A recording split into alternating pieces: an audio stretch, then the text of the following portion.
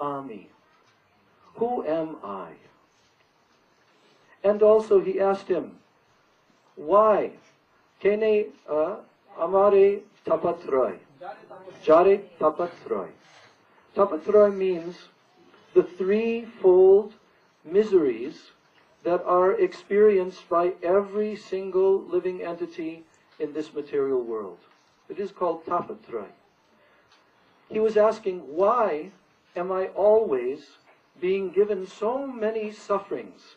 Why am I here, suffering in this world? Who am I? What is my real identity? And why am I here in this world suffering?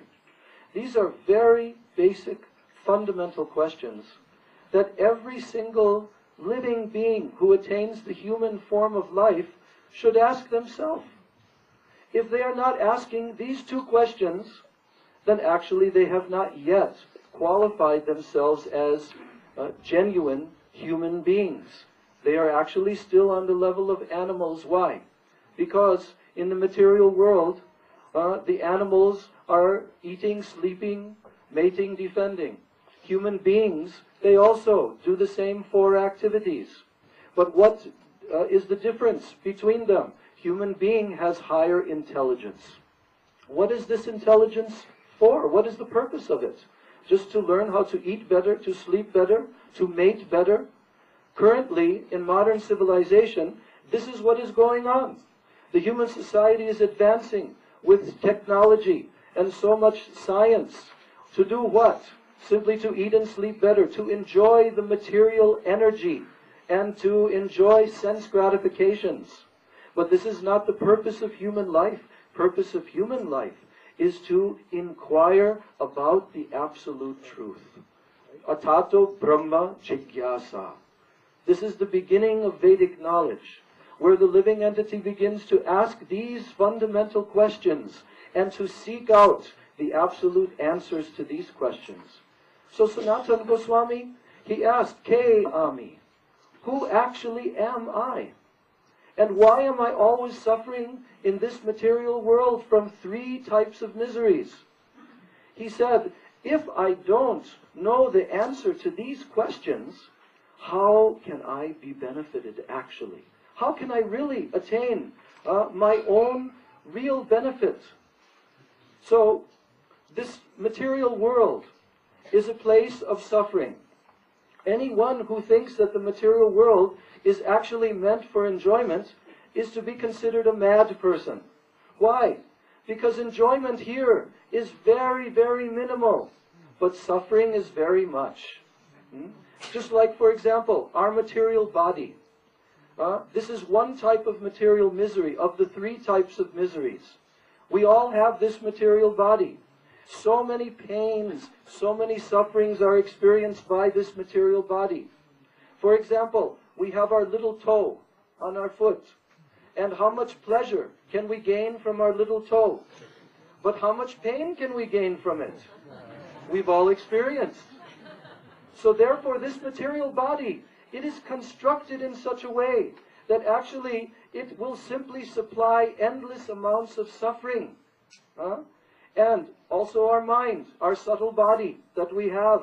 We have actually two bodies given to us in this material world.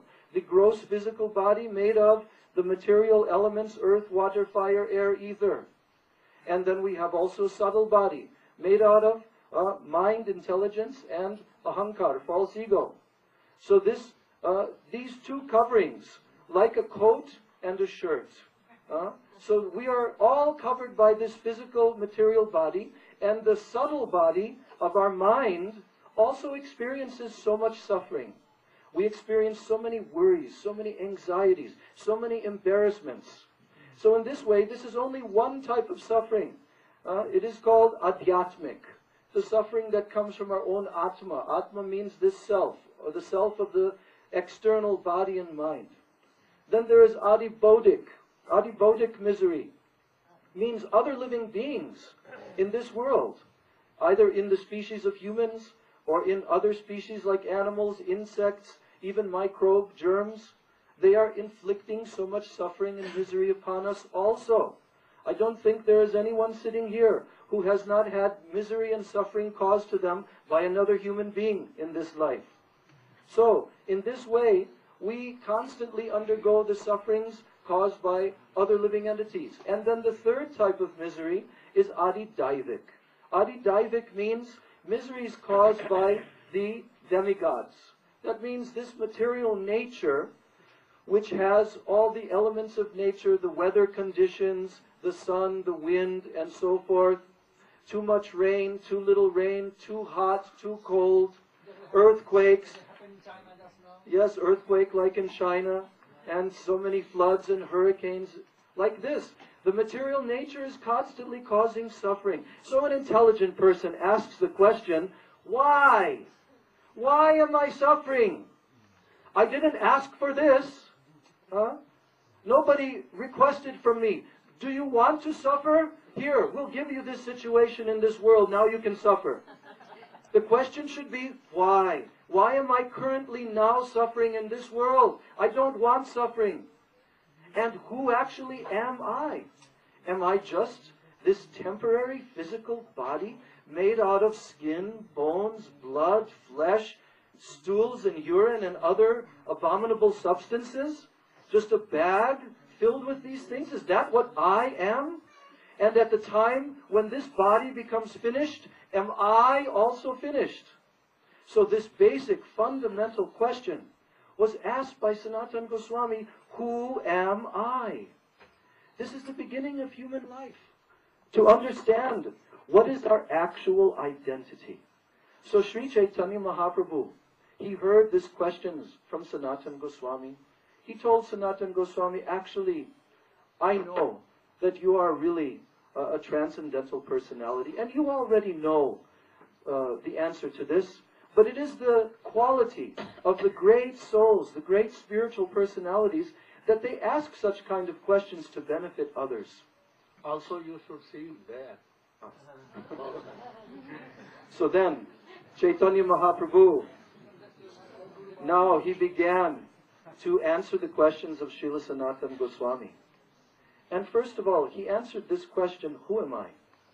He said, Jiver Swarupahoy, Krishner Nityadas, Krishner Tatasta Shakti, Bheda Ved Prakash. So this is a very, very famous quotation. It is like the fundamental basis of our Vaishnava philosophy. Jiver Swarupahoy, Krishner Nityadas. What is the eternal Swarup? Swarup means my own form. Now, as we just said, we have this temporary physical body. But is this our own form?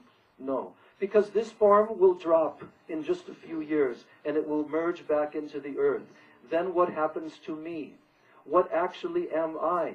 So Chaitanya Mahaprabhu immediately went directly to answer this question. Jiver Swarupoy Krishner Nityadas. He identified what is all of our real identity. And what is that? We are the eternal servant of Krishna. Every single living entity in this material world, whether they are in the human form, whether they are in the plants, the animals, the insects, the aquatics, 8,400,000 species of life throughout this universe, in whatever form they are, actually